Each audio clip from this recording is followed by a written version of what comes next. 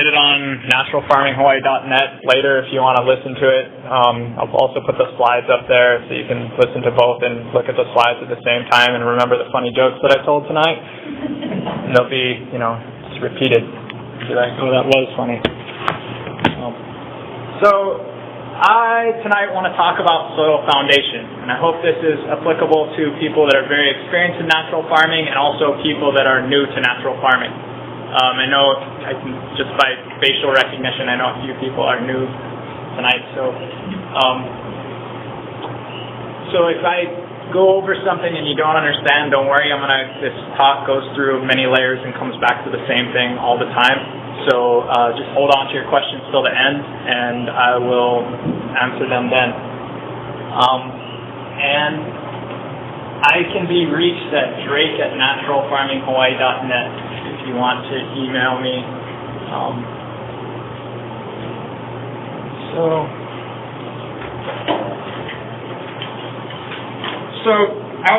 One of the projects I'm going to follow tonight is this project here, which is part of the Let's Grow Hilo. This is in downtown Hilo. It's right in front of the Hawaiian Source. We planted some kalo down there, and I'm just going to kind of follow that as my example today. And what I'm going to go over is the recipe on how, what is the natural farming recipe to build soil foundation. Then what's the natural farming method to deploy your soil foundation and build that in your soil so you do it properly. Then kind of the theory of soil foundation, like why are we doing all this work? What benefits do we get? What are the advantages to doing this? Then I'm going to go over the rationale for the components, because this soil foundation is made up of many different components. Okay. Can everyone hear me? Yeah. Okay. I won't use that then. So why I use the individual components, and understanding the individual components kind of gives you a little bit more of an understanding to be flexible with what you're doing, why you're adding certain things. When you see things in your environment, you can open up your feedback loop and know, oh, I need more of this because I see these results, or I need less of that. And so understanding the individual components that make up this soil foundation and why I use them. And then finally, I'm going to finish with just some insights and examples that I've collected from many different sources, and just had some visual examples to kind of show you what a good soil foundation is. So, without further ado, I'm going to start with the recipe, and this is super technical, and if you follow this exactly, you're probably going to be wrong, but you have to start somewhere, and this is the best place to start. This is kind of the shotgun approach. If you were going to go to a place to build soil foundation and you weren't sure exactly what to do, apply this recipe, and then as you start to incorporate this into your life, you can then fine-tune this to your needs. And so this is the recipe for 100 square feet of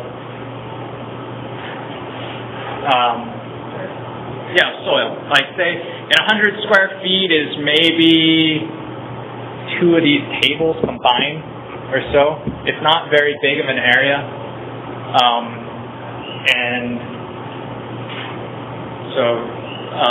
This can be scaled up, obviously, for quarter acre, acre increments if you need, but just multiply it by 10, I guess, something like that.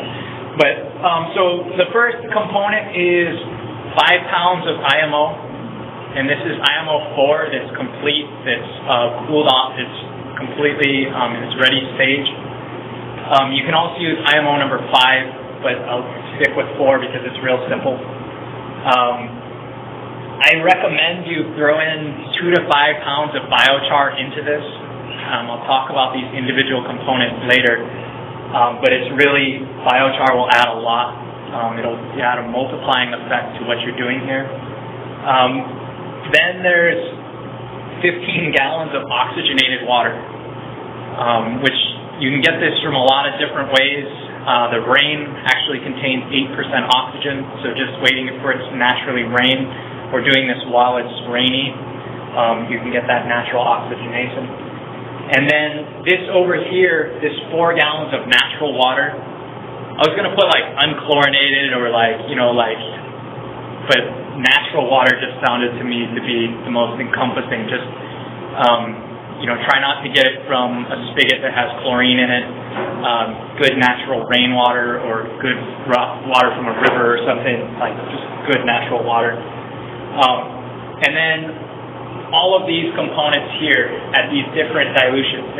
If you fill a 4-gallon bucket up with water, which is a 5-gallon bucket, and you fill it to 4 gallons, it's those rings that go around the bucket. If you've ever used those classic like orange Home Depot buckets, you fill it to that line, and that's 4 gallons. And then when you fill it to 4 gallons, the conversions for these are really easy because you can do them in ounces. And these will end up at the correct dilutions here. You add 2 ounces of fermented plant juice, 1 ounce of the OHN, 1 ounce of the fish amino acid, 1 ounce of the brown rice vinegar, 1 ounce of the lactic acid bacteria, and 20 ounces of seawater. And all those are combined into that one tank of 4 gallons. So if that's clear, I got basically 1, 2, 3, 4 components here.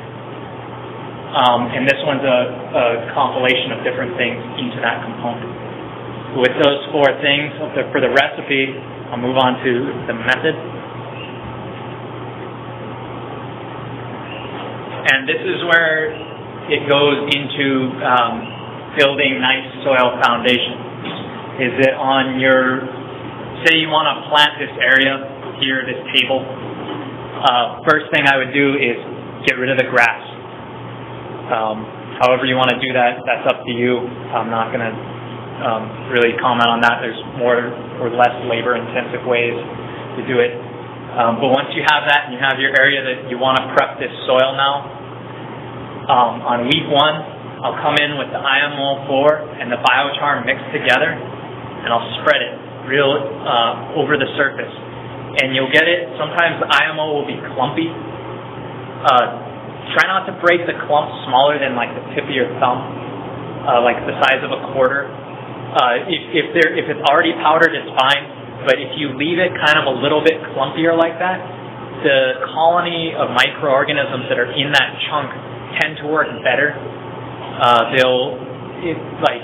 Imagine you're with a group of friends, and then you're going to some place, and then you get separated from your friends right when you're put into the environment.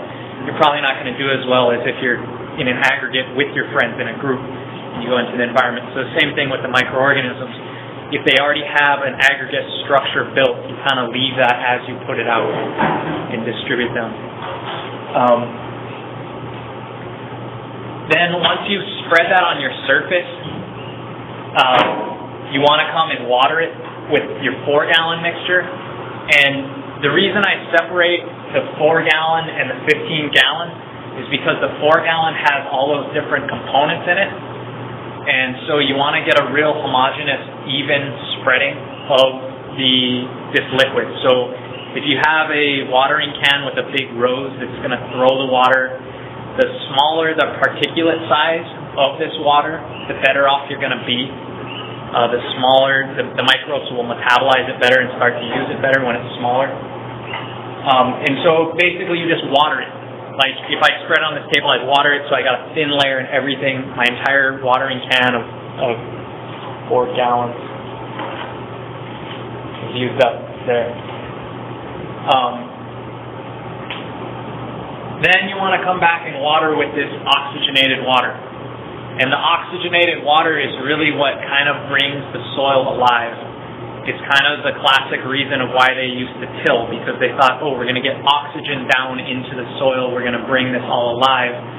Unfortunately, tilling does a lot more collateral damage than just going out with oxygenated water. If you've ever noticed when it's raining for many days, the plants look all right. But if you were to leave on your irrigation line and you put water out there that wasn't oxygenated, your plants would start to drown. They'd all start wilting and drowning. And it's this oxygenated water that really makes a huge difference to the plant, to getting this jump start going, to getting the plant to want to explore out into the soil and find where it needs to go. So on your first week, you do this. you do you spread the IMO, then you water it. Then on the second week, you just come back with the 4-gallon and 15-gallon mixture and redo the area. You just water it. And you want to, when you're putting the 15 gallons on, you really want to try to saturate your top 8 inches. So it's kind of like a deep watering, but because it's oxygenated, it's really good for the soil.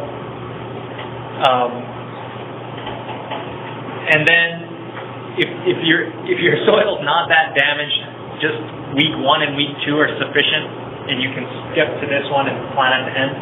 But if your soil is really damaged, it helps to do 2 more additional weeks of just continuing to put the liquid. And what that's doing is the IMOs, your microbes are up there, but now you're encouraging them to go into the soil and bring your living soil alive. And that's why this is called soil foundation, because you're really building a foundation, something that's solid, something that's going to last here. And it's the oxygen that makes them go and explore to make that happen. And then typically at the end of week 4, if you were to go all 4 weeks, then you can sow your seeds or transplants at that time. And if you're following the natural farming methods, you will have a seed soak or a transplant soak solution made at that time to do your to charge up your plant before you put it in the soil. And because you've done that and you've also charged up the ground, it's basically like you put a bunch of energy into both things, and when you connect them, there's a lot of potential that is released, and it goes in kinetically, and the plant will seek out and find where it wants to go. So you don't want to irrigate it in these first 11 days, and you don't want to heap a bunch of nutrients right around your plant. You've been working on the soil foundation, you've been putting it out on your area, your 100 square feet, you've been getting it real nice, so don't come and dump a bunch of amendments right on your plant, because what you're trying to do at this stage when you plant it is you're trying to get the plant to go out for itself and to go find the nutrients. Because the soil's alive, because the system's working, it will. And so that's the method of this. So I kind of, if that's clear, the recipe, the method, now I want to go into kind of the theory of why you would do soil foundation. And really, one of the crucial things in natural farming is to promote the root growth. That a lot of other types of farming that tend to be high nitrogenous types of farming really promote vegetable growth on the top, but not necessarily root growth, which from advanced root systems and really good root growth, that's where you get the nutrition, that's where your plant reaches its maximum natural potential by finding these things. And roots grow on oxygen. They breathe just like your lungs. They need oxygen. So the more you can get that aerobic zone out there and get the oxygen, aerobic meaning full of oxygen zone, so your deep watering of that 8 inches with all that oxygenated water, the bigger you can get that zone, the more your roots are instantly going to want to go out there. Otherwise, they kind of have to wait for other systems to kind of line up and be in place before they can grow. With you setting up the soil foundation ahead of time, it's just like pristine go time as soon as you put your plant in the soil.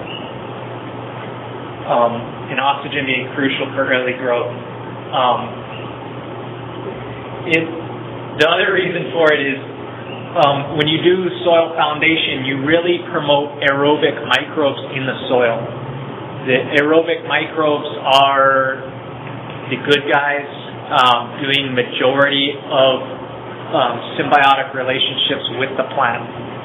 So by creating that oxygenated environment, you're putting those microbes out there, and they are beneficial to the point that as they live and they die, that just happens that natural cycle is exactly what the plant wanted to eat. And so when I say fertilizer on demand, what I mean by that is that the microbes, by putting them out, by bringing the soil alive, that they will their populations will manage themselves so that,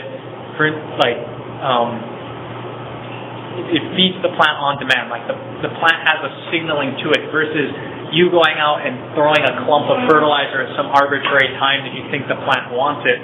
The microbes are able to the minuscule time and within, like an inch, release enough magnesium right in this inch layer where the plant needed it, and it can take it in the uptake. And so it's kind of like putting time-release fertilizer into your ground by building this soil foundation, because it will release itself and make the right nutrients available at the right time, given you've created a great soil foundation. If there's parts of your biology missing, it's going to be harder to get that time-release type of fertilizer. You're going to have to be more micromanaging, but if you get it set, you should just do it on demand. And the third point up here is kind of the little bit of theory of hard start with the plants, that by taking care of the microbes, that you can kind of leave the plant almost as secondary, that you don't have to care so much for the plant itself because the microbes will care for it. And so by creating a really great environment, you enable the plants to thrive. It's just kind of like spoiling a child, that if you spoil them, you just give them whatever they want, then when they have to go and make a living on their own, they don't understand quite how things work. And it's similar to a plant, that if you surround it by a bunch of nutrients without letting the natural system take place, then when the natural system does take place in about 20 or so days, when all your fertilizer gets non-water soluble, it will be on its own. And so it's better off to just leave it on its own in the beginning. And the plant will also be able to be much more nutritious because the root system is bigger. It's not just getting nutrients from this 4-foot zone, it's now getting it from thousands of miles, because with all the microorganisms in there, they're able to act as virtual root systems and bring nutrients to the plant. And so you're engaging this whole more biology. And I found this little image here. Someone Facebooked it to me, and I just thought it was kind of funny, because a lot of times people look at the plant and you can only see the top, and you look at the plant and you say, oh, this one's so healthy, this one's like doing great, why aren't these other ones doing so great? And then in natural farming, a lot of it is the growth is underground, and so if your plant doesn't look as good from the top, odds are that it's just like this carrot here, it's loaded down below. And that's really the strength, and that's, when you look at healthy things, they tend to be well-grounded. So threw that in there. And to continue on theory of soil foundation, one of the great things is you have to weed less. That when you balance your microbes in your soil, they're able to change the energy levels so that you get less what you would consider weeds and more in harmony with what you're growing. So you just don't get as many weeds. And Elaine had this really cool picture where she took side by side just like dirt field, and one side had the fungal bacterial microorganisms balanced and the other side didn't. And this side was just really, really weedy, and the other side had maybe like 5 or 6 weeds in this whole field. And it was just amazing to me to see that just by changing the biology that little bit, it's really determined what would even grow in that soil. And so you can really change your definition of what weeds are when you begin to do soil foundation, because you won't be chasing your tail of cutting down the nasty weeds that grow on the Roundup, that when you round up them again, more nasty weeds come, that it just gets nastier and nastier, versus this where you're building your soil and the weeds that start popping up are like alfalfa or, perennial peanut. You're like, where'd that come from? This is too good.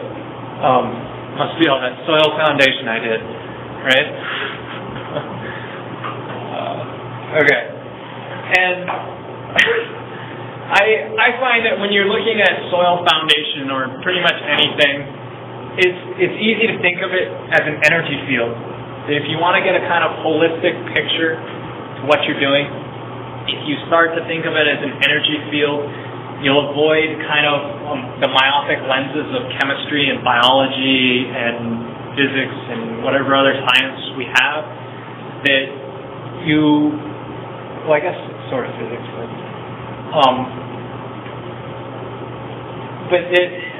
looking at it as an energy field, it's like it's easy to tell, why are there weeds growing? Well, it's because there's low energy in this situation, and the only plants that harmonize with that lower energy are these weeds.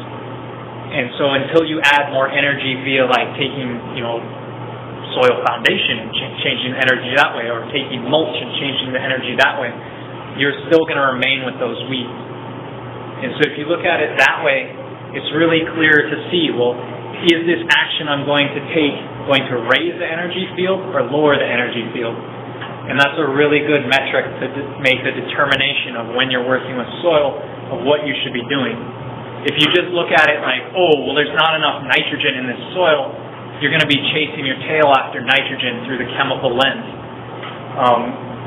And so the more it's just kind of energy and resonance, it's really easy I've found to figure out how to cope with natural farming and soil foundation. And I always like to say this because it's all about humbling your ego. Right? Yeah? Okay. And that you're a knight. So you go and you say, so as opposed to being, the Lord, you're the knight. And so the soil says to you, need this, and you're like, yes, my liege, and you'll do it, versus saying, you plants, you're going to grow here and you're going to do this. It's more, you're sort of responding to the environment, but in a way that you're able to solve the problem and not over-dictate what you're trying to do. And you really let the microbes do the farming, and that's really kind of what this whole soil foundation, why spend all your time building this bright microbial layer if then you're going to try to macro-manage it by throwing a bunch of inputs at it at just odd times. If you go with what's flowing, and then you just kind of pull up and solve the little problems, you'll do really well with that. So how's everyone doing? Good? Okay, cool. So I went through the recipe, I went through the method, I went through theory, right? Okay. Now we're on to the rationale for the components. And so, as you can see here, I'm going back again and I'm repeating myself here that I have all these components relisted here. That I'm going to go through each one and tell you why it goes into soil foundation. So we're going to go through a bunch here. There's 10 of them, I think. I'm not going to count that fast. But this here is my little IMO bucket that I bring around that I can create a whole soil foundation with just this little bucket of goodies, which is always nice to show up and be able to fertilize this whole room with just one 5-gallon bucket. Of course, if you need the water and other things, you got to get a little bit more. But these are the concentrated things.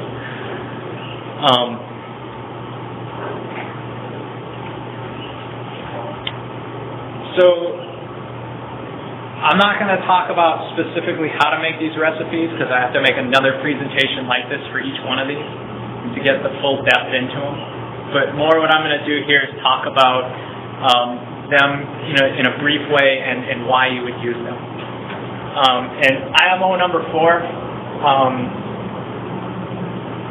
stands for Indigenous Microorganism raised to the level 4 power. So cube, super cube.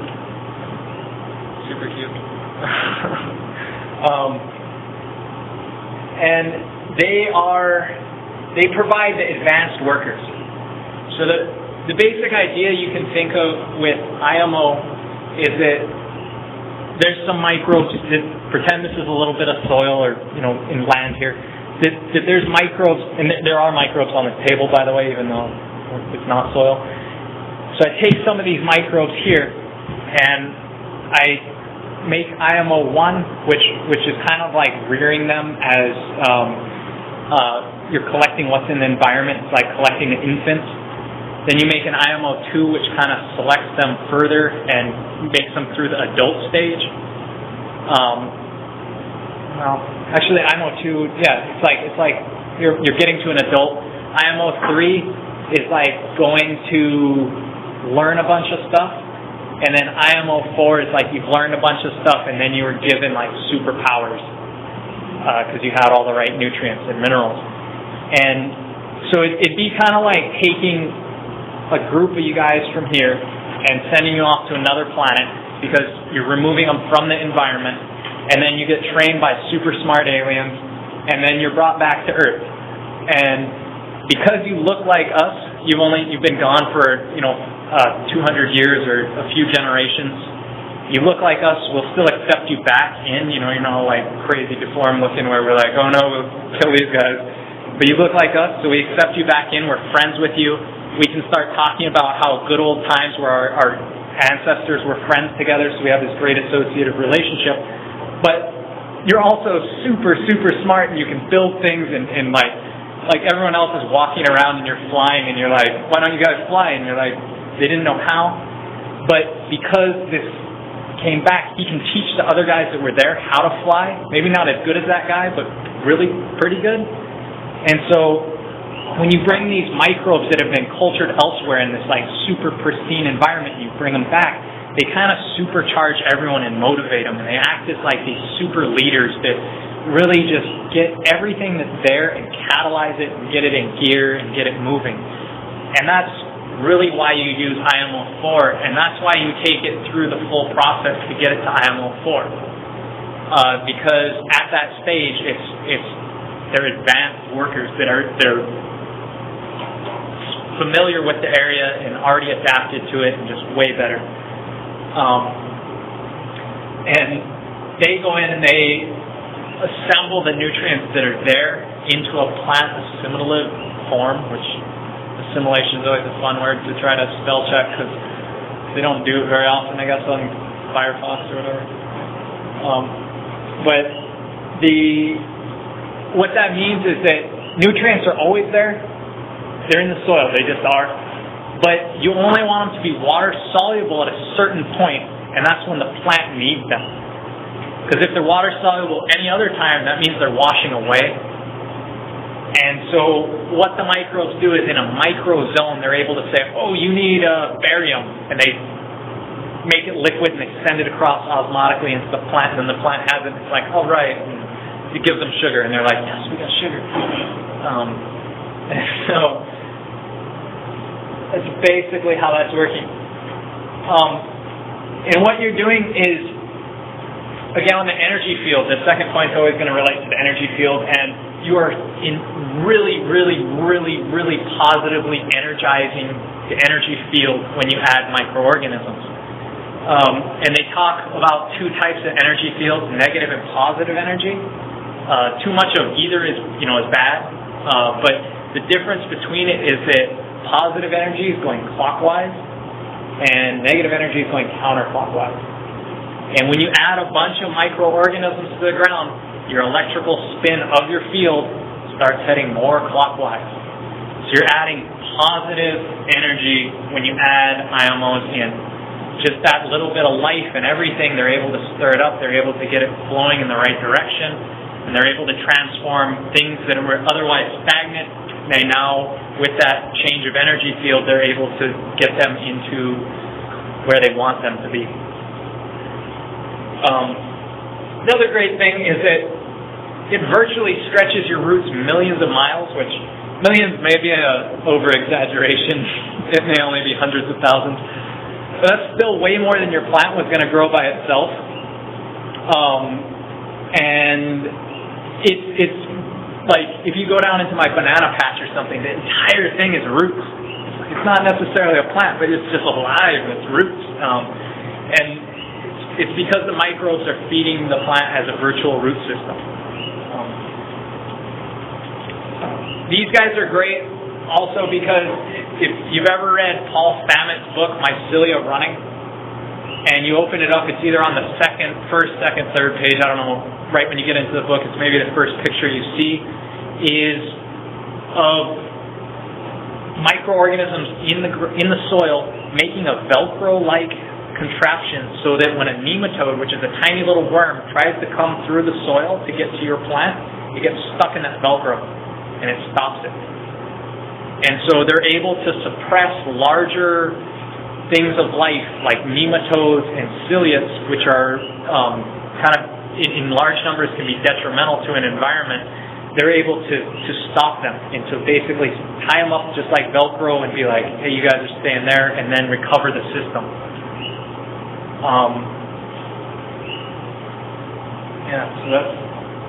So they naturally do that. And if you've ever heard of rat lungworm disease, it's caused by a nematode. And so as opposed to trying to get your vegetables off the ground to try to mitigate rat lung, just putting more microorganisms in the ground and getting the beneficial microbes there is actually a better solution. The more you can get your soil to be healthy, beneficial microorganisms, the less type of nematodes or bad type of disease-causing microorganisms that you'll have. And like I said earlier, this IMO4 really helps to balance the fungal to bacterial ratio, which that ratio is a crucial element determining what will sprout here. Again, it's related back to this energy field, and that as that energy field grows or gets to a certain point, that this ratio will change. But by introducing IMO4, you start with a really good bacterial to fungal ratio in your soils. And so that helps, again, with weed suppression and other things. And the whole key to an immune system is resilience. And the best way to get resilience is to get diversity. So if one person can't handle, someone else can step up and carry the load for them. And the more diversity, the more people you have working together, the more robust your immune system will be. And IMO4 really helps to get the microorganism immune system just jump-started. So that's my reason for adding IMO4 to soil foundation. You wouldn't be doing much if you didn't add the IMO4 because you'd just be kind of feeding what's there, and these guys are the best to feed. So my second thing is on biochar, which is just fancy charcoal. And I always like to include this because I love biochar. And its role is it provides the housing and storage for the microbes, which is an essential component in there. Imagine they took 1,000 people and just put them out in a field. They wouldn't last very long. They have to build a shelter of some sort. And so same thing with these microorganisms, that when you put them out to your field, if you include little mini hotels and little restaurants and kiosks with them, they're going to be selling goods and services in no time.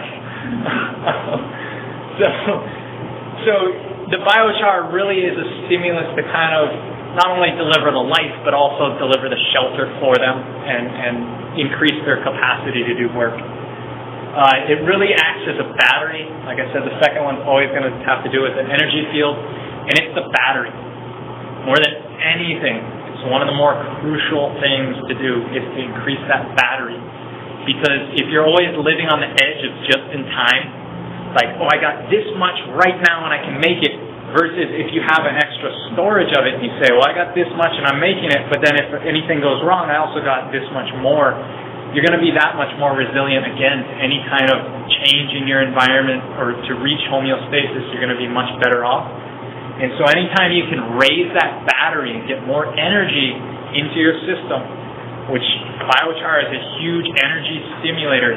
It's not going to charge it up, but it's going to say that if there was this much charge potential, we can store more now. So we're not always riding right on the edge of how much energy there is. it's going to be huge, and you don't need very much. Like even a few little bits of charcoal go miles. But again, I gave the prescribed recipe in the recipe card. I think I started there.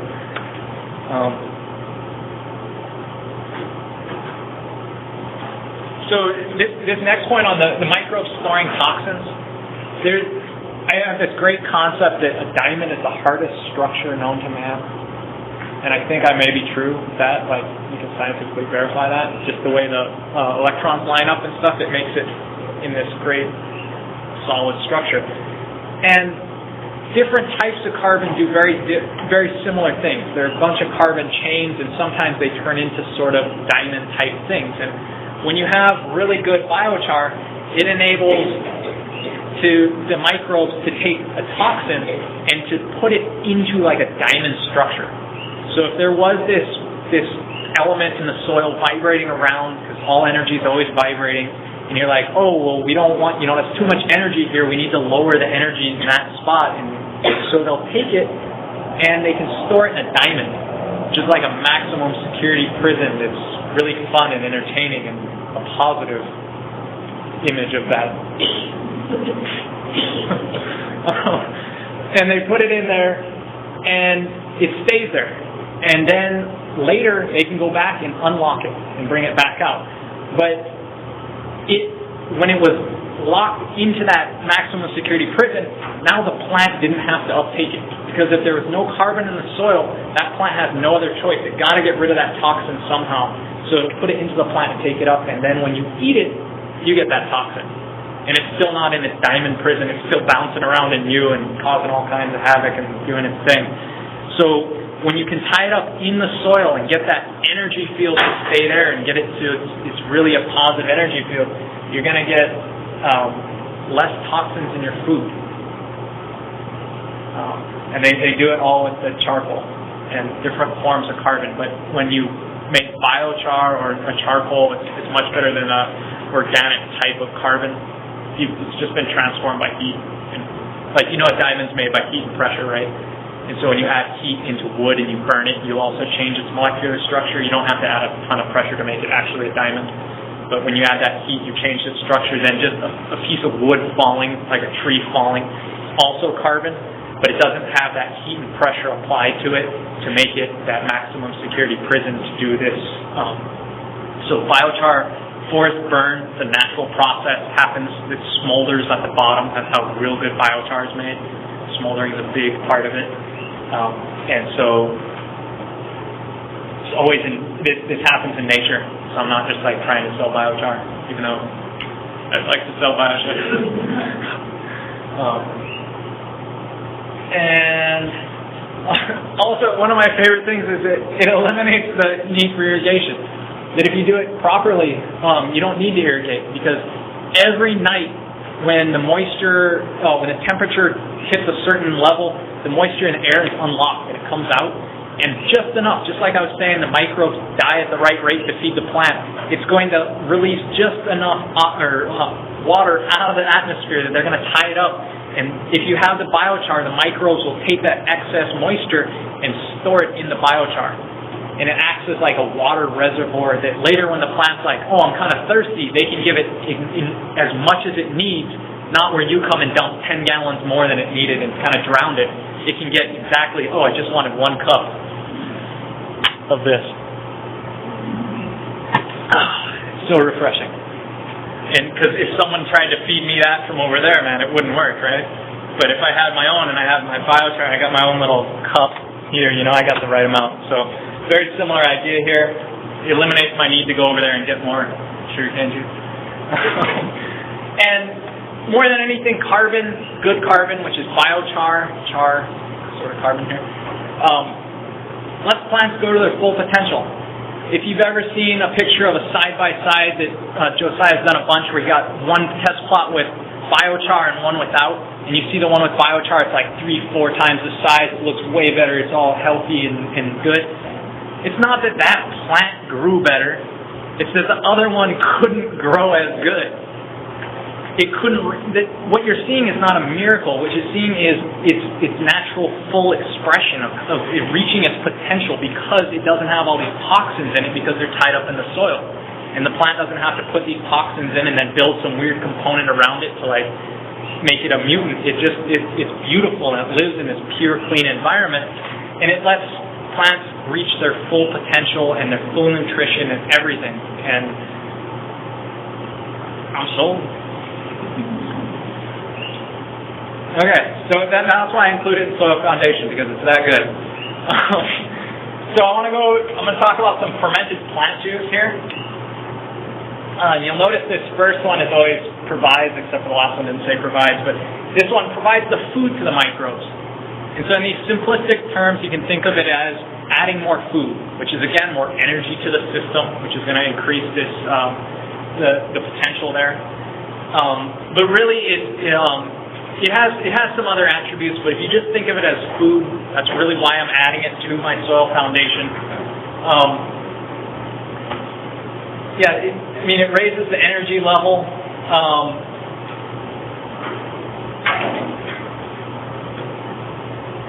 I guess what I was trying to get at with that point is that the higher energy level you have and the more food you have in a system, the more higher plant forms, which are typically the ones we want to eat, start to naturally occur. Because when they have food, then they can produce. And so by feeding your system, if you want to eat off it, it has to eat first. And using this enables those higher plant forms to kind of eat. And it also has a bunch of hormones and enzymes in it, and I'm going to combine these 2 points into each other because it's kind of this complete fertilizer that hasn't been just chemically extracted from this spectrum. It's the whole deal in there. But it's only the first part of the whole deal, which is like the juiciest part. It's like through the way it's made is through an osmotic reaction where the juice comes across the cell wall, and so you're not getting all the crud that was in there. You're getting the essence of the plant through this fermented plant juice, and it really is close to mimicking nature of how. This is kind of how nature, like if anything, fertilizes when fruit falls around a tree and it recycles and refeeds itself. This is a very similar process. A little bit more control to the fermentation so that you get the most optimal results. But this is a really good thing, and just using it alone increases the energy field enough that I've seen dramatic results by foliar feeding this. But when you add it to the soil soil foundation, it's like when you're applying all those IMOs in, you're applying them with a packed lunch so they can eat and have a great time and find where they want to go. Then the next component I'll individualize is Oriental Herbal Nutrient, which is commonly known as OHN. We like acronyms. And this is a bucket of Olena, which is another thing that can be used for it. But this basically is the medicine to the system.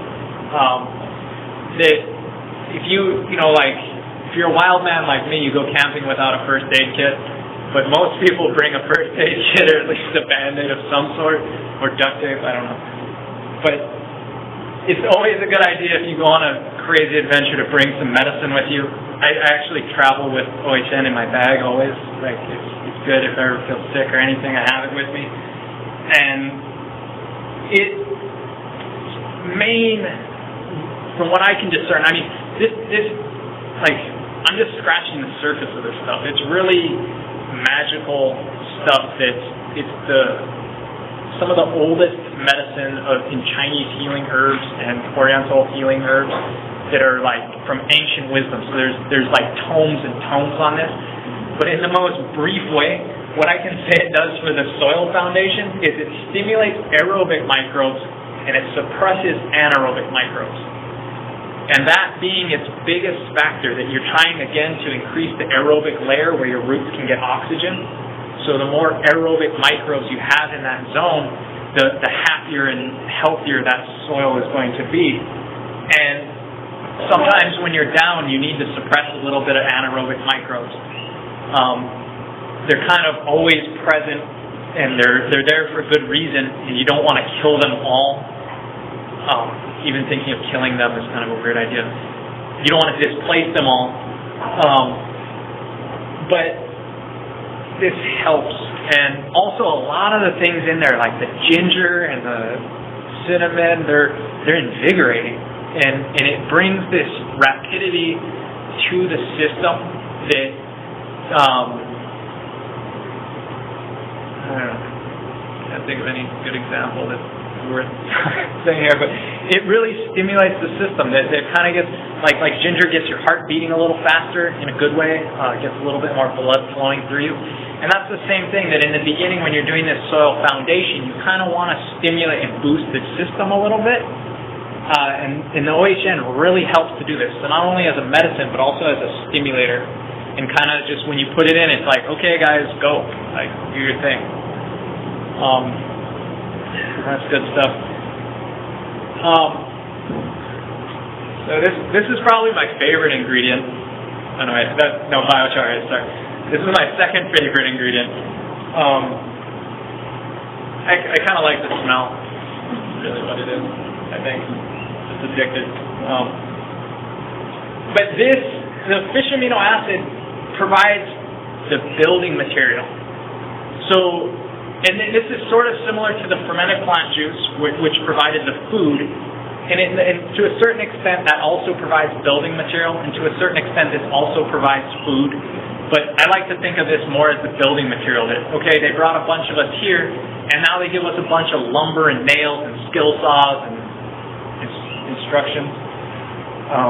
And we can build a lot with this. And it's made up of amino acids that have been fermented, and the longer they ferment, the simpler they become, which the simpler they become, the easier they are to reassemble into more complex things.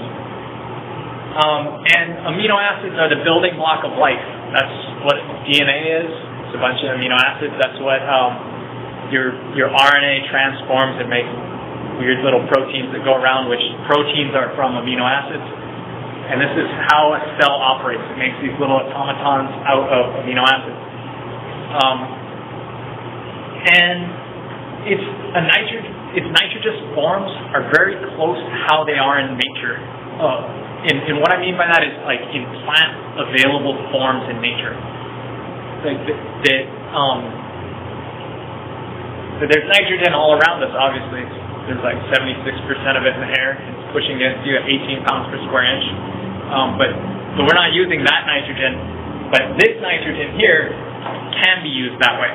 So if you ate this, you would start making DNA versus I'm not really making that much DNA out of the air around me that I'm aware of. And fish amino acids, probably the most potent activator of life I've seen. If you go spread some of this around, and not necessarily life of a good sort, but life will appear, like out of nowhere. Like flies will come out of the air, all kinds of stuff. It's really potent. Life loves this stuff. It's like a magnet for life.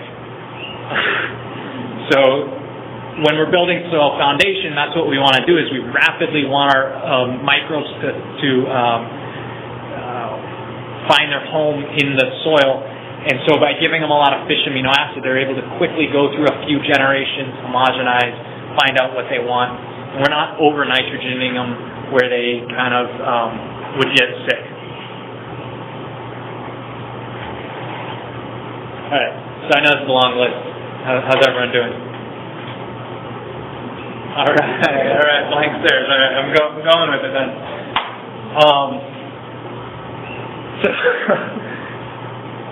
So lactic acid bacteria.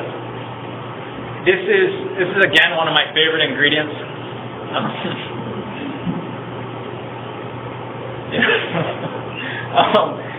And it again provides emergency workers and a welcoming crew. And I want to slow that word down a little bit and say it again.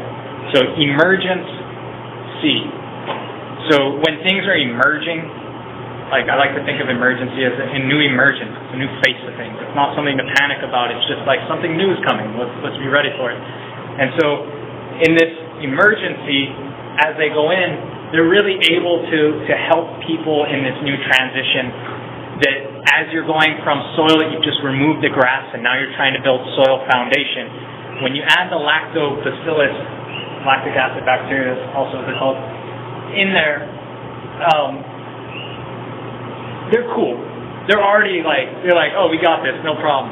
Because they can live in such a wide variety of climates that 1/3 of the bacteria on your skin right now is lactic acid bacteria. They're omnipresent. They're in the air. You're breathing them in. They're in space. And because they're everywhere, and they're everywhere for a reason, it's because they're kind of maintaining this homeostasis, that they're able to really help and welcome things and get it ready for the life that's supposed to be there, I guess, or that you're trying to encourage. Get it ready. Their main thing that makes them really powerful is that they can go aerobic or anaerobic, that they'll operate under both conditions. As far as I can tell, they prefer the aerobic condition, so they try to return the area to aerobicity as fast as possible. But that means if I'm watering them into the ground and they go down beyond where that oxygenated water is, they're not going to die. They're more just going to start building air ducts and canals and waterways and electrical lines and fungal networks so that they can bring air there. And they're going to increase that aerobic layer. And the more sensitive microbes then move in afterwards. And they really, this one should have been the second point because that has to do with the energy field. But it helps to restore that homeostasis, so that if there's any point on the thing that's like high energy or lower energy, they'll kind of bring that to a homeostatic point where they can balance this energy field to be able to have optimal life. And lactobacillus, like I said, they're all over you. They happen to be friendly with majority of other bacteria and kind of work just, not really mind them one way or the other, just kind of do their own thing. But if you over-apply them in situations, they can dominate, and then when they do dominate, then they'll leave quickly, and then they'll leave kind of a void in their absence. And so you want to be careful on over-applying lactic acid. You'd rather get them to be the welcoming crew, prepare the thing, and then get indigenous microbes, an IMO, in that space. So a little bit on those guys, and that's why they're in there. They really help to prep that solution. This is the brown rice vinegar, which is the makgeolli, which is what Sherry's going to be making on the 23rd at 10 o'clock. And brown rice vinegar is the second part of makgeolli, right? I think you let it turn to vinegar. Yeah. Because the original makgeolli is like it's an alcoholic drink, right? But then if you and then if you continue to ferment it in a certain manner, you'll get brown rice vinegar. And brown rice vinegar has this great. The reason it's in there is to unlock stuck nutrients. So anything that's kind of like hanging out there that's not flowing well, that's crud in your pipes. If you clean the crud out, things flush better. That's kind of the principle of why I add the brown rice vinegar. And the way it does that is it flips the energy field from being acidic, which is typically a negative counterclockwise spin, to being an alkaline, positive clockwise spin as it's metabolized, which is a vital thing, because I can take an acidic thing and I can add a base into it and I can make it neutral, right? But that's not changing it in the way that this is, because this metabolization has a key that has biology included into it.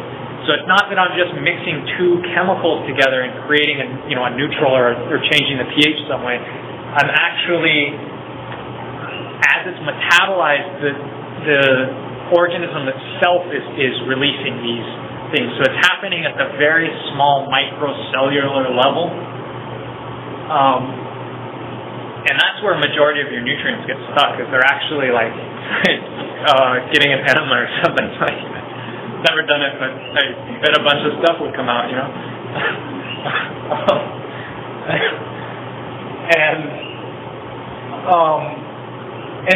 that flip, once you got things moving, it really frees it up for change. So now they can accept. Now that you're changing your environment, the old can be used properly because it's free now. They're no longer stuck, and the new things can now get stuck where the old things were stuck. But now because they're new, they're not as stuck, or it's not as bad. Or some way of rationalizing that.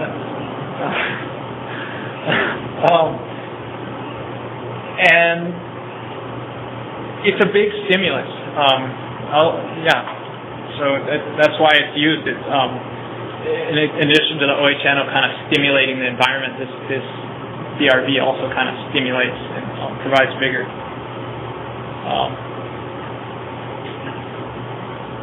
Alright, so I want to talk about my favorite ingredient. This one is ocean water. I like this one because it's free. In Hawaii, it's one of our more abundant resources. And it's the reason you would use it in the soil foundation is it provides trace nutrients that you don't have in the soil. Hawaii being a brand new island, our rock, if you're just getting lava rock that's being eroded, it's missing a few components. It's primarily basalt, and then it's changing into a bunch of different chemical transformations. But you're missing some things like heavier elements. But all those heavier elements for millions of years have been washing off the land and into the ocean. And then if you go collect it from where it's kind of being stirred up and there's a lot of oxygen in there, you're getting a lot of interesting biology from the ocean. You're also getting a bunch of trace nutrients that are in these micro levels that really only the ocean can deliver. And so when you bring those back onto the land, it kind of renews the land. It's as if it's brand new, like in a good way, like a complete rich of everything but brand new to grow on land. It also sort of heals with a yin-yang balance, because I like to think of yin and yang, and the ocean being wet and the ground being dry. That when you kind of merge those two things, you kind of create this synthesis, which also helps to establish new transformations and better things. And in the energy field, it brings components that otherwise wouldn't materialize. And it really helps if your land has been damaged by uses of pesticides or heavy, like arsenics and things from cane. They used a lot back in the day.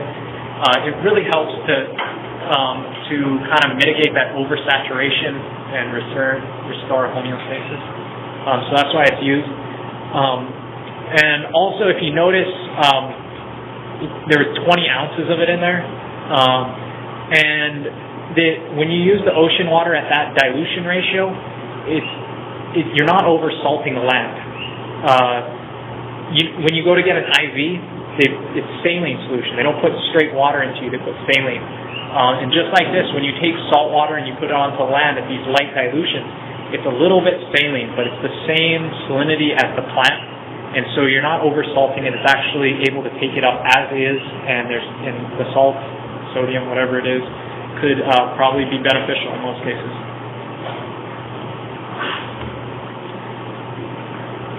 This is my favorite ingredient.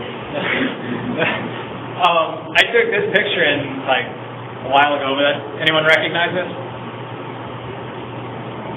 Rainbow Falls, right? Yeah. That was on a good day. But when I think of oxygenated water, this is what I think of. I don't think of some little, bubbler in a tank or something. No, I think of this.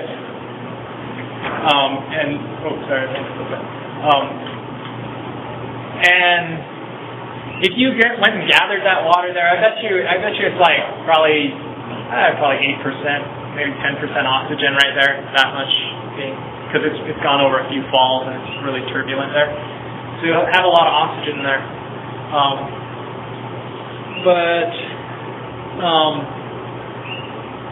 Typically, down here, these are the common oxygen contents of different types of water. So if you get groundwater or water that's been in your catchment tank for a while, it has all of 0% of oxygen in it because just the way water works, it releases the oxygen pretty quickly. Rainwater that's freshly fallen, you have about 8% oxygen in there. And then there's ways to repeatedly drop water and or with a bubbler, and you can get water theoretically up to 16%, which is how much there is in this air out here. If you got more than that, it would like really dissipate really quickly. The cool thing about oxygenated water is it has a higher energy state than normal water. So again, I'm talking about energy fields and interesting things like that, which how this works. Typically, oxygen looks like a Mickey Mouse. It's, one within the two oxygens on it, H2O. Yeah. And when you have normal water, they're all miscombobbled, like a bunch of Mickey Mouse heads all, in there however they are. But when you start to oxygenate water, you add a charge to it, and typically it's done by spinning. And that's how a lot of energy in the universe can be transmitted, is through spinning. And when you stir water, you get it spinning.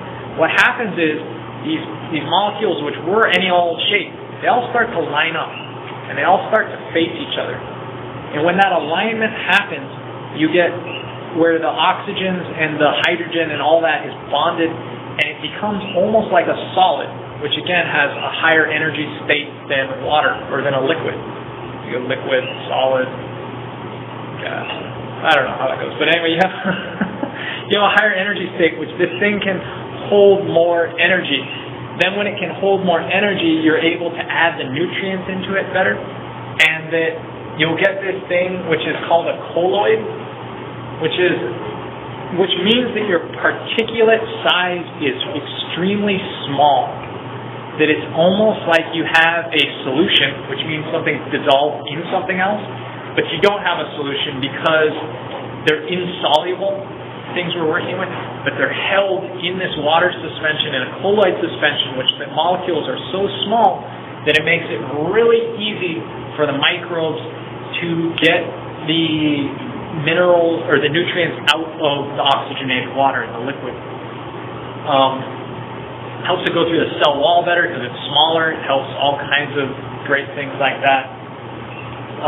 And also, your nutrients won't just disappear. They'll kind of stay there for a while when they're in this suspension, in the colloid suspension. Oxygenated water, if you're in a rocky area, is the best at breaking down rocks. If you ever go to the Wailuku River, go look where there's a waterfall, and you'll see there's a cavern either underneath or behind it in that area. It's because oxygenated water is falling, it's getting more oxygenated, and then blown up against these cliff walls, and it just eats away Hawaiian basalt. Oxygenated water really fast. So the more you can use oxygenated water, you're not only going to get oxygen straight to your plant roots, which are like lungs, but you're also going to start to break down rock minerals, which I'm a big fan of rock minerals and rock music. Okay. So we made it through all those individual components. I hope everyone kind of open up these feedback loops again so that when you see, for instance, like, oh, my rocks are going away too fast, well, cut back on your oxygenated water. I'd like to see that problem. But now I want to get a little bit more opinionated, as if I wasn't already, and go into some general insights. And these are some things that I've just made up and or picked up, and I find them to resonate very well. So I'd like to share them with you, and they're all sort of related to natural farming. or soil foundation. And this is right here. I would say this is probably one of the keys to natural farming, is starting with soil foundation. That if I walk out in my field and I say, oh, there's a bunch of grasshoppers eating this stuff, and I go out there and I start like going after the grasshoppers and looking at it at the leaf or the grasshopper level, or that if I don't start with the soil foundation, if my plants aren't living in a good, solid structure, there's no point adding a third story onto something that has no support underneath it. And so, start with soil foundation, do it right, and majority, I'd say like 99% of your problems will disappear, because your weeds will now be beneficial. You'll be like, oh, I'm loving these ground covers. Your animals that are there eating things will be liking the ground cover more than your plants, so they'll start to leave your plants alone. Everything starts with the soil foundation. It's the immune system. Everything's more resilient. You have less nutrient imbalance because there's biochar, where they're able to hold the structure in there and not have these crazy peaks of the energy field oscillating all crazy. They're able to smooth it out and keep it nice. And so starting with the soil foundation, definitely crucial. When I'm building my soil foundation, I tend to incorporate a lot of wood. Last couple times, or woody type material, stuff that's going to stick around. The more you can put that stuff in there, the more it encourages the fungal activity, because wood has more lignin, which tends to attract more fungal things to break it down. Other things can't eat it until a fungus has unlocked it from the lignin. And so wood really helps to build a soil foundation, like as a mulch on the top or whatever you do. I mean, don't go crazy nuts with this idea either, though. I always like this one too. 4% of the plant's composition comes from the soil, which means 96% of this wood that you see here came out of the air, sunlight, and water combining, and 4% of earth minerals to make this wood. So everything you see here, only 4% of it came from the ground. So when you look at your plants and you're like, oh no, my plants aren't doing good, I need to add this mineral, it's only 4%. So stop and ask yourself, is it really this 4% which is causing this skew, or is there something else in this soil foundation that I can do to perhaps get this system moving a little better?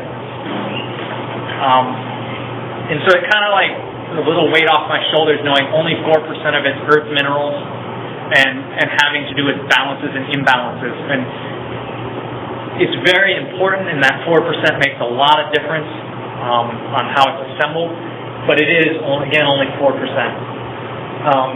And I made this number up right here completely. But I would say 99% of it, the immune system is determined by the soil.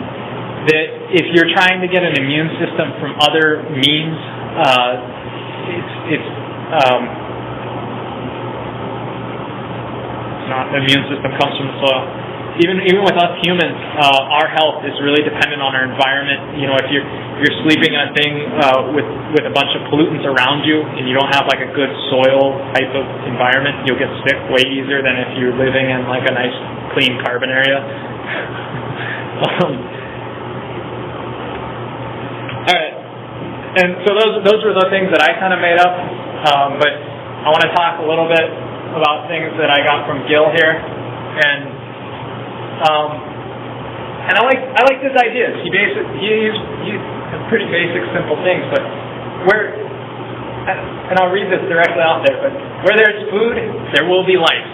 Like, this is a given maxim of living on planet Earth type of thing, that if you are violating this, you are so out of balance, and I have no idea how you did that, because there's pretty much always bacteria no matter what you do. And where there's low stress, there'll be good life. That when things are not necessarily easy, but not stressful, things will be good.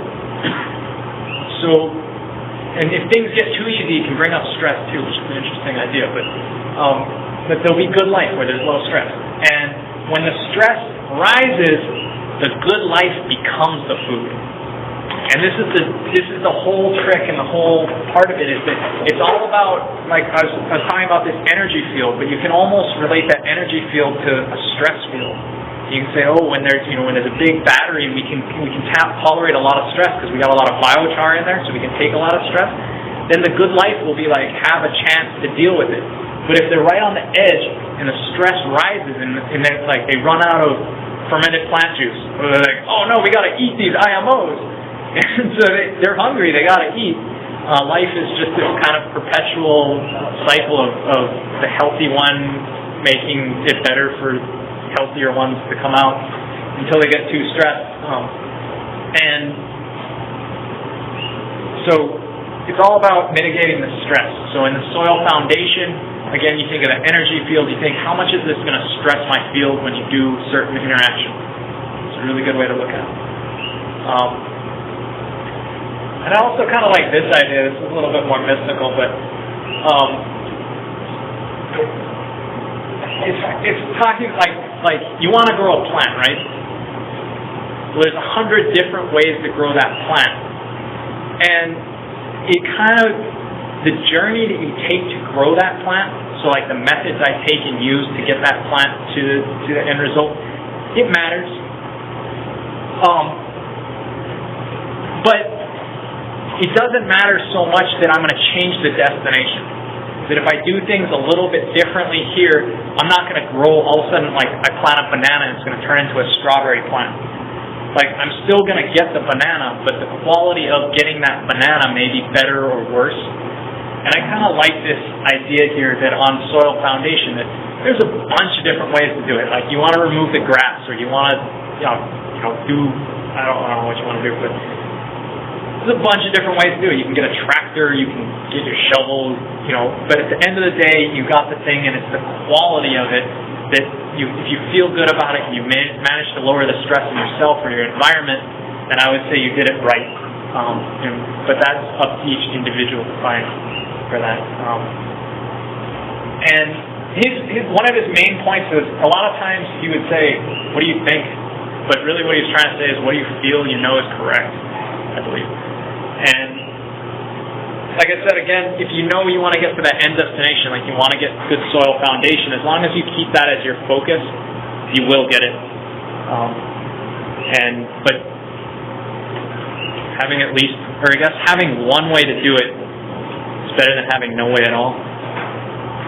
I don't know, this slide was controversial. I was considering not including it.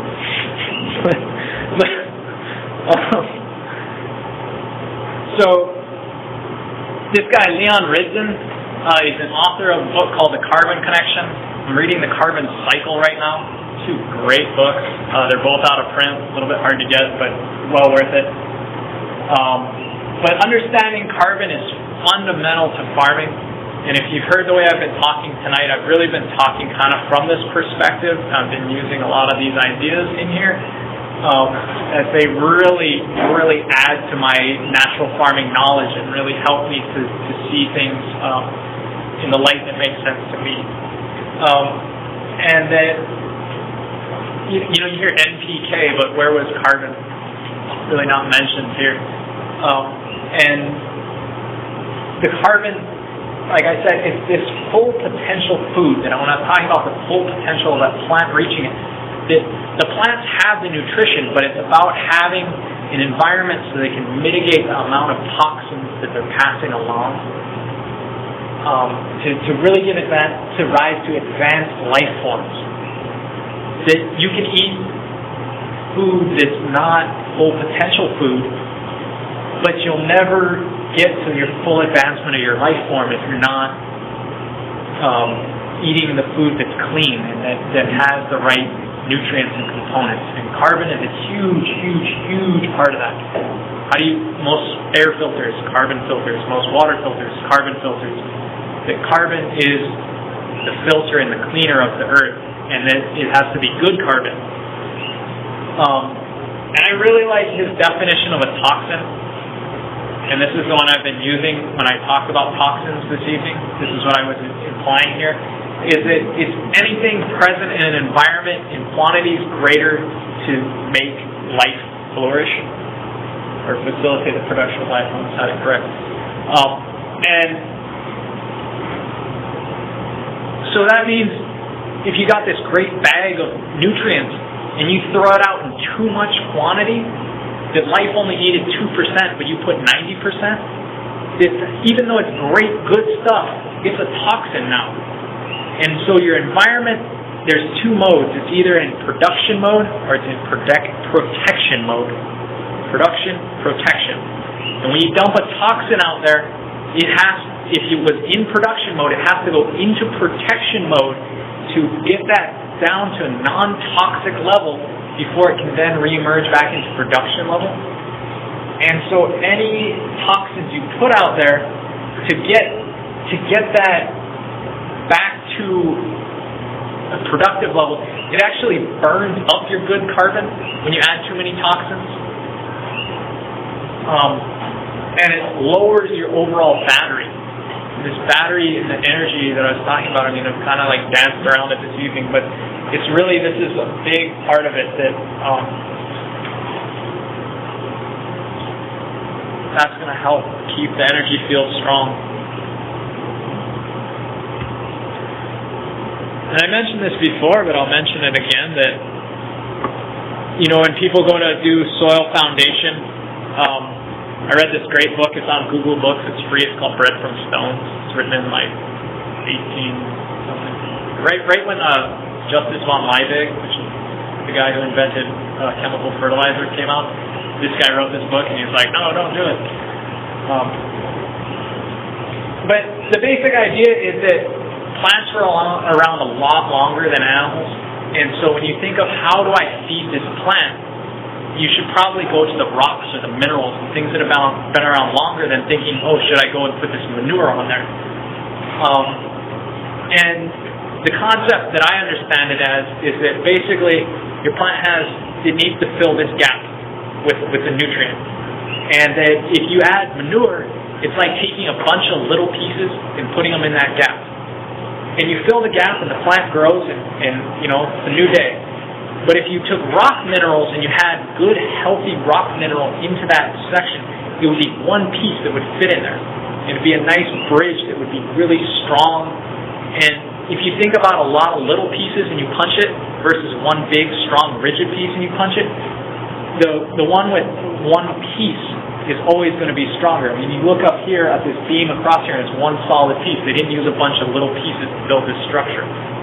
And this is the same idea on building plants, that when you get rock minerals, it's like a nice long beam. That when you use manure minerals, it's like you took a bunch of 2x4s and glued them together up there. Maybe it worked, but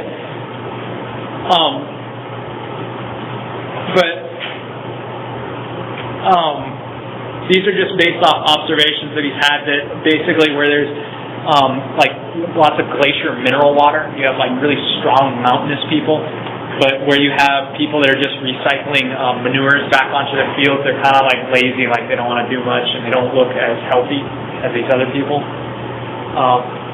That's kind of the idea here. And he basically says like chemical fertilizer and manure, because they're in such quantities, they're always toxins when you introduce them to the soil via my previous definition of a toxin being anything that's in more abundance.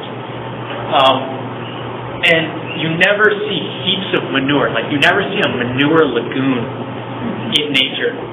That's only since man has been confining animals in high capacity lots that we've seen these lagoons of, and they're not good.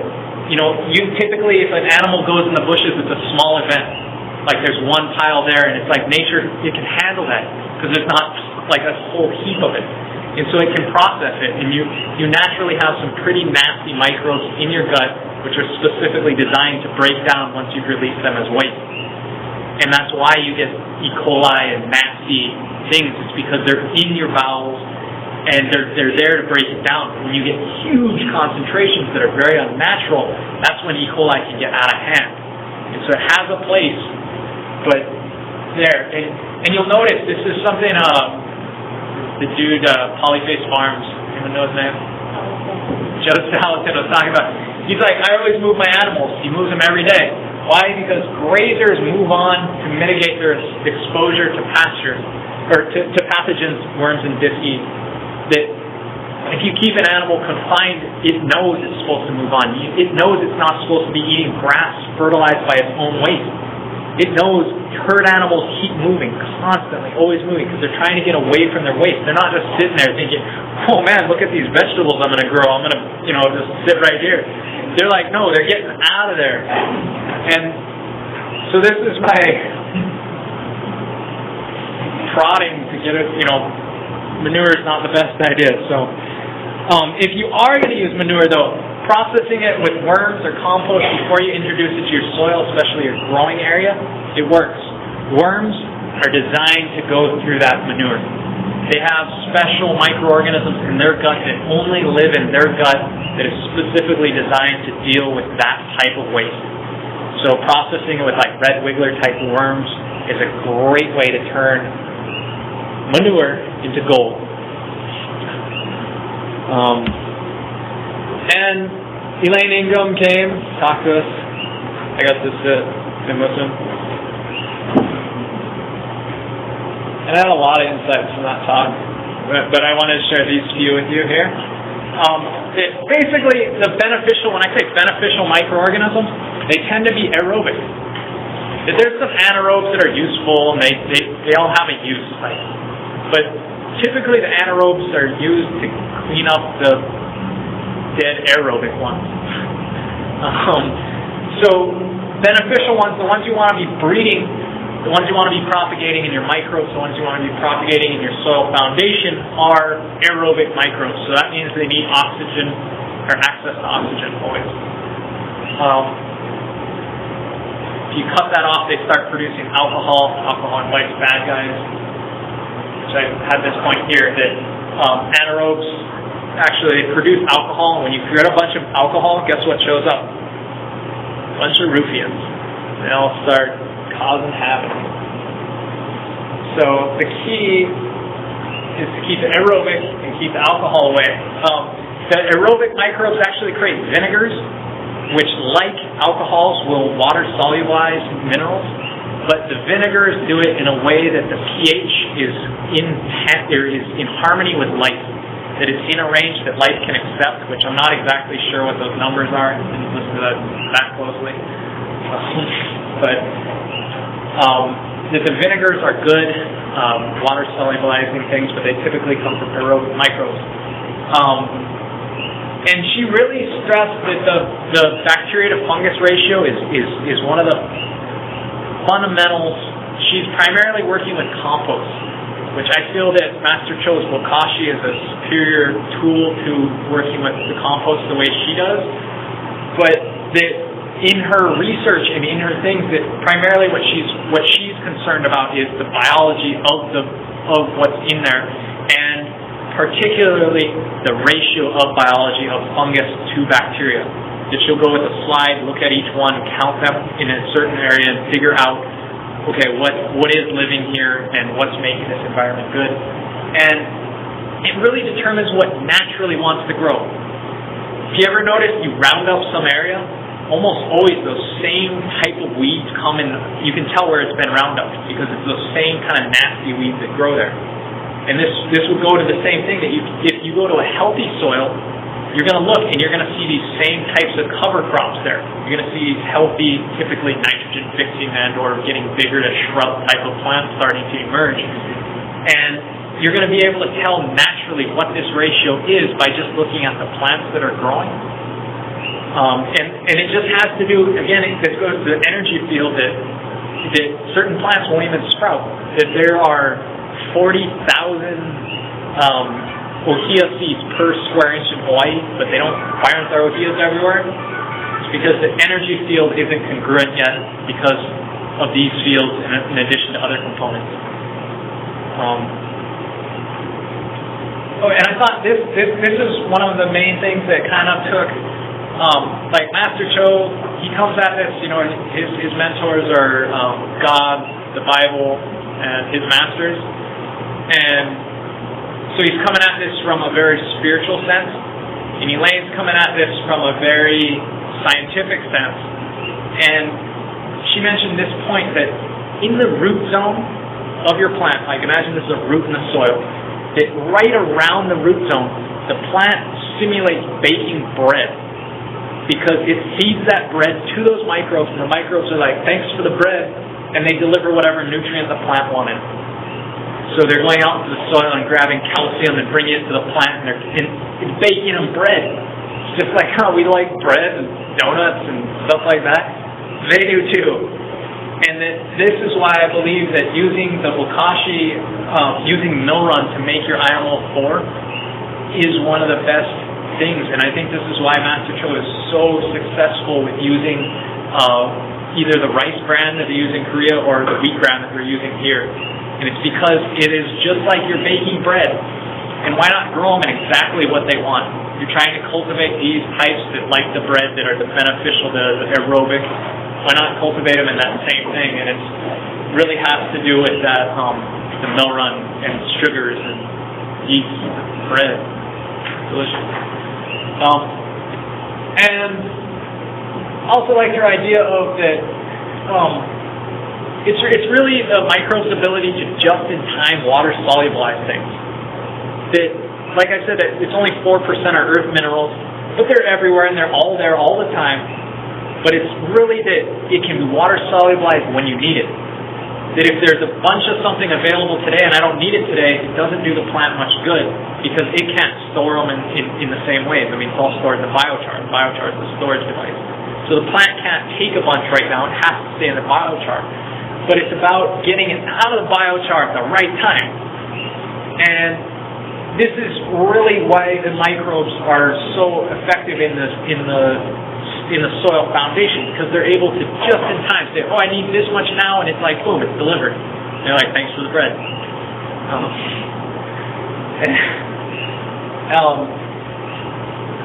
So yeah, I really like that idea. They're right by the roots, and they deliver it right when it's needed, and it's just in time. And it's when you live in this natural cycle that things are there and they are able to be water solubilized at the right time. And so I just want to show you a little bit. These are now kind of pictures and example type things. Sorry, the color is a little bit weird on this projector, but I couldn't figure out how to get it higher contrast. But I just wanted to show you. Started with that, and then we ended. It's not done yet, but it's like this. And this was actually a couple months ago, because now it's shrinking back and it's harvestable to follow. But this was using the soil foundation that I've just been talking about here. And this is what happened in 6 months. So we went from a lot that had been herbicided. I don't know what they had done to that lot for, it's just been sitting there for a long time. And in that little bit of time, we were able to get this recovery where the plants are not only growing, they're also reaching closer to their higher potential. That these are full leaves, that these makua, the corms are pretty good size for growing there, and especially in the density that I planted them. They're really growing pretty nice. And so I did a lot in the beginning, but basically built the soil foundation, and then one of the big keys to this garden, and is that it has I don't know if you can't see it in these photos, but there's a lot of coconut chips, and the coconut chips helped really keep the IMO. Thank you. Keep the IMO growing and give it a boost to the soil foundation. So using some type of mulch to cover it, I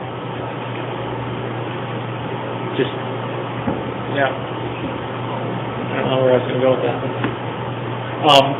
And anyway, I did a bunch in the beginning, but then towards the end, I really haven't done anything for like the last 2 or 3 months besides go prune the pigeon pea.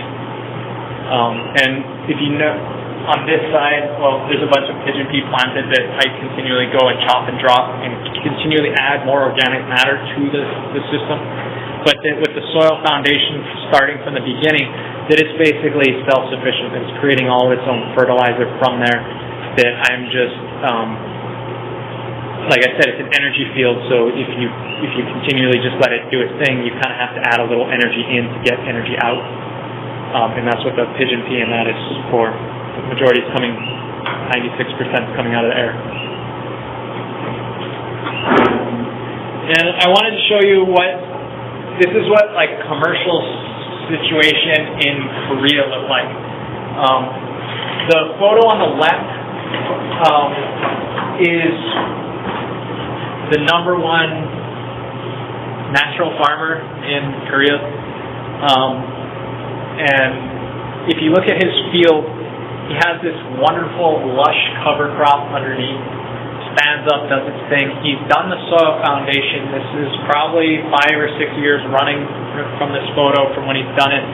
But just to show you that once you get it in an orchard situation, it becomes self-sufficient. That really going through doing your soil foundation once through an orchard, then once your energy level has been risen to the to where it can support more life, you plant the beneficial cover crop.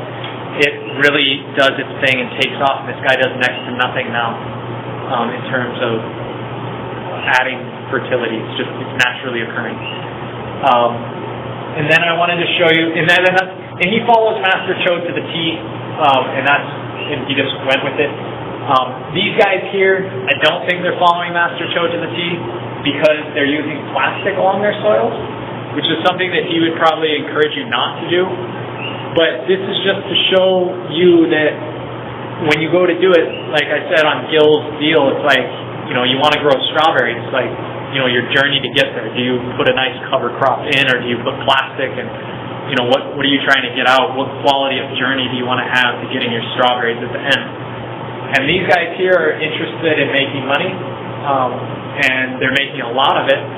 And what they do is they have these long rows that they do soil foundation. They also run water, like irrigation under this plastic with more soil foundation ingredients in there.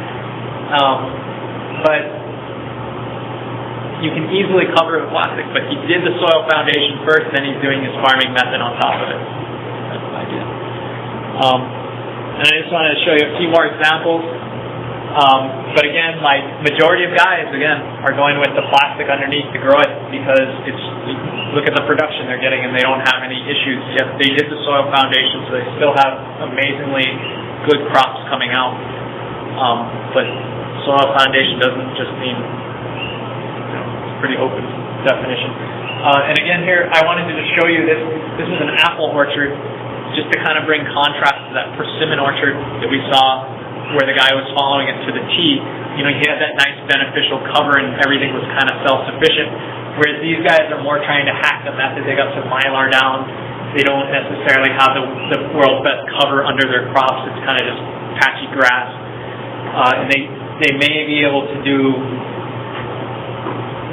different types of soil foundation. But that's what I saw in terms of implementation there.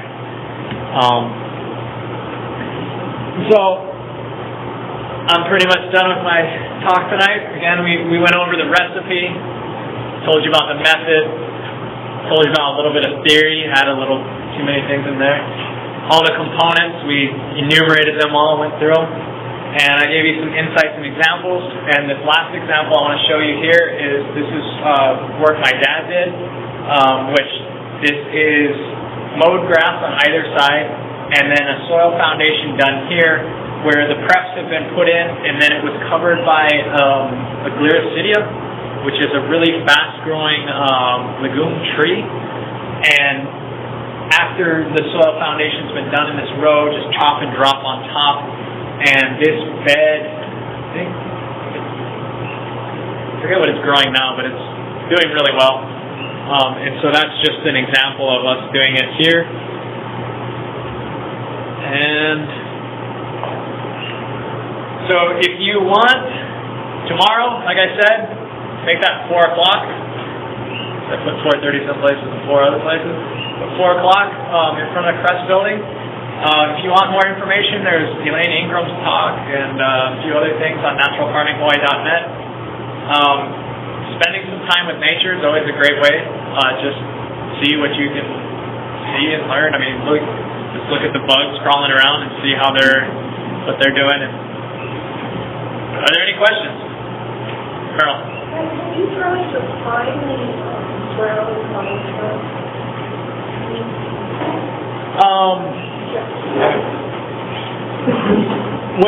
Have I tried it? Yes. I mean, it's quarter-inch minus.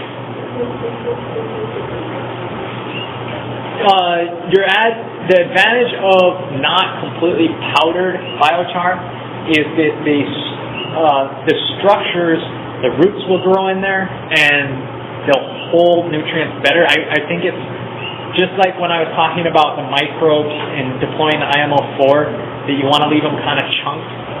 A very similar concept to that if you leave it slightly chunked, they can build slightly more complex structures within the biochar versus more of just a powder. I think it also doesn't break down because eating small granules doesn't strong. The biochar doesn't break down. It'll be in your soil forever unless it washes away.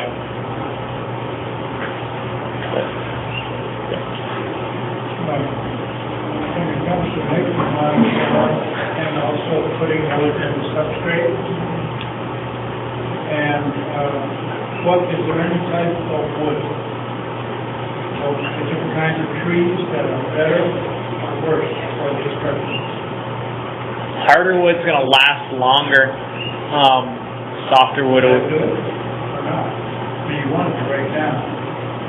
I guess the way I would answer this is that if the wood that's closest to you is probably the best wood, the less you have to transport this stuff, the better. So the more you can grow certain things that you know you want, like that, for instance, on this slide here, where we're growing the tree that if it's Liracidia tree, we're growing it in this row, and we're dropping it here. And the closer the wood is, the better. Some trees grow faster than others, but I would say that any and all of it's probably good. Harder stuff's going to last longer, but the closer, the better. Another question about stress. Isn't it true, or is it true that a lot of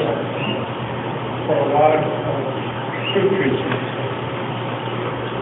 they don't set much bloom or set much fruit unless they have a little stress of some kind.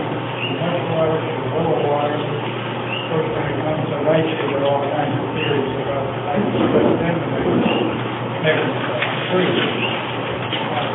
good. What's your thinking about stress?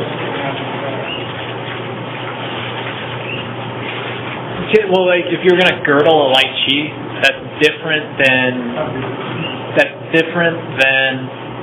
jeopardizing its immune system by mitigating the soil and causing stress that way.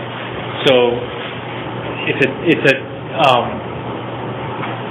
I'm talking about the stress of the soil and that relating to the energy field in the soil. That by denying the tree,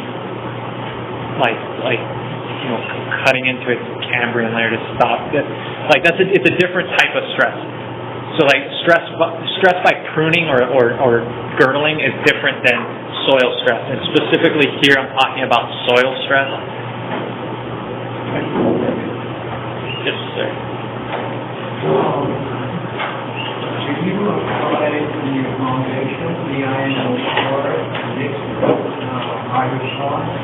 Do you ferment it or previous to spraying, or you mix it just before you spray it onto your soil? The IMO should be completely fermented and cooled, and then you mix it with the biochar, and at that point it doesn't matter. Like I just had a bucket of IMO, and then I mixed in my biochar, and then I stirred it, and then I put it on the field right at that time. So there's no activation during that time when you mix biochar with the IMO.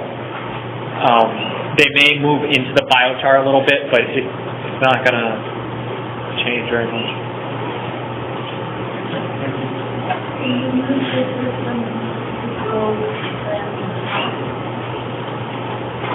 Absolutely. If you do this in a pot, you can do the same soil treatment solution in your pot.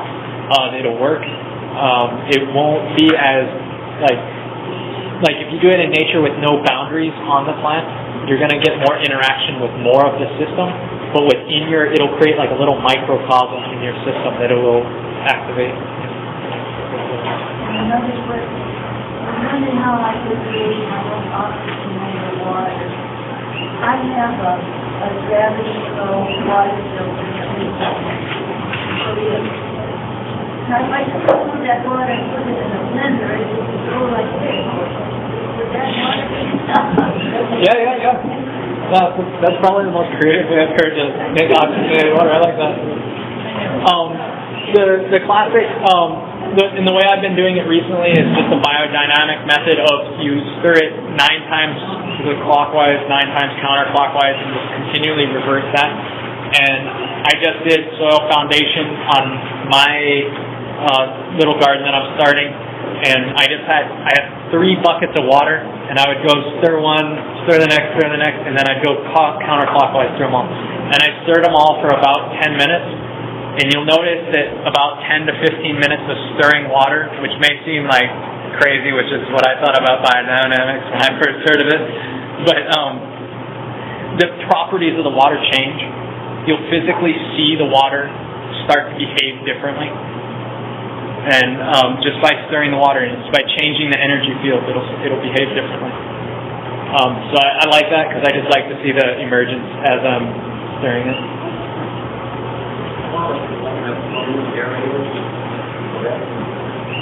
It will. I'm not stir crazy, but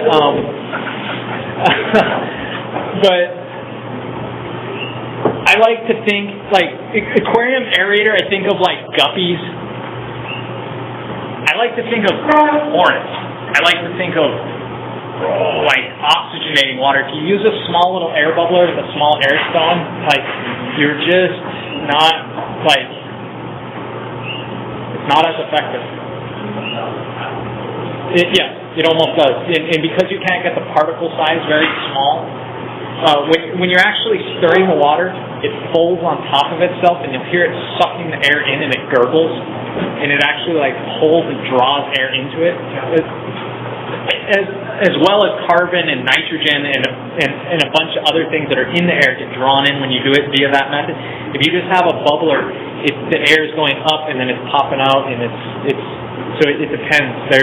There are compost tea aerators out there that are like $500 or so that will do quite a nice job. But then again, you're thinking of this versus like a little bit of bubbles.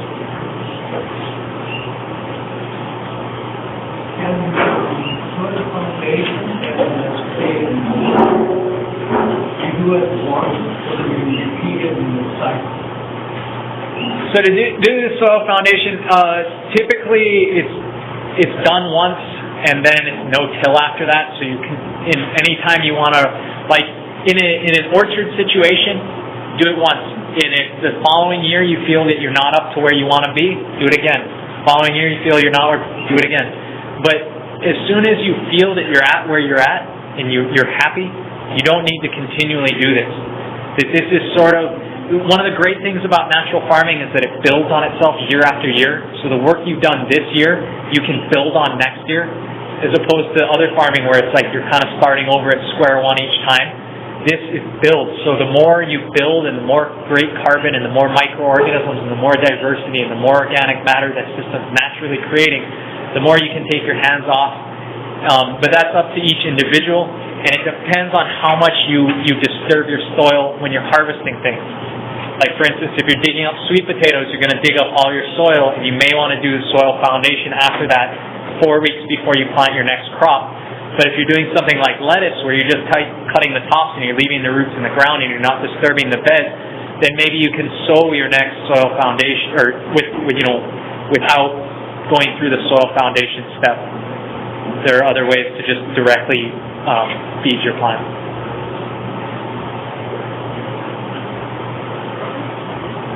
Any more questions?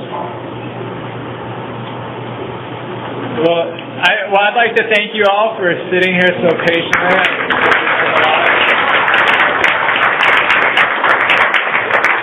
I always have fun talking, so thank you.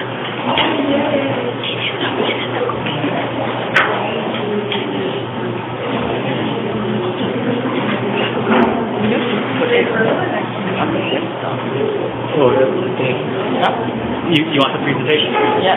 Okay, I put it on. It's right there.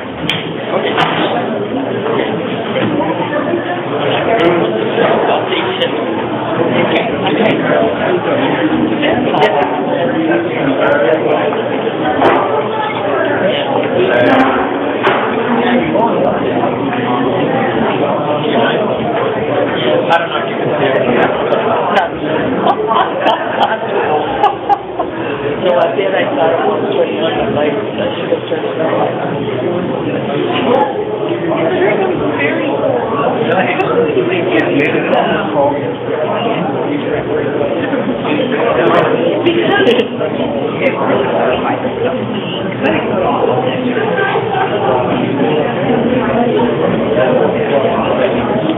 Thank you very much.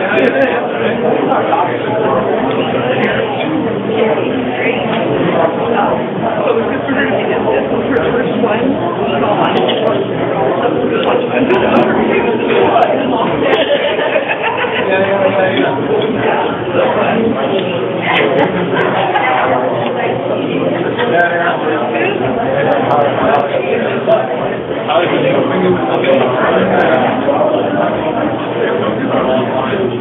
Yeah, I don't see like you do.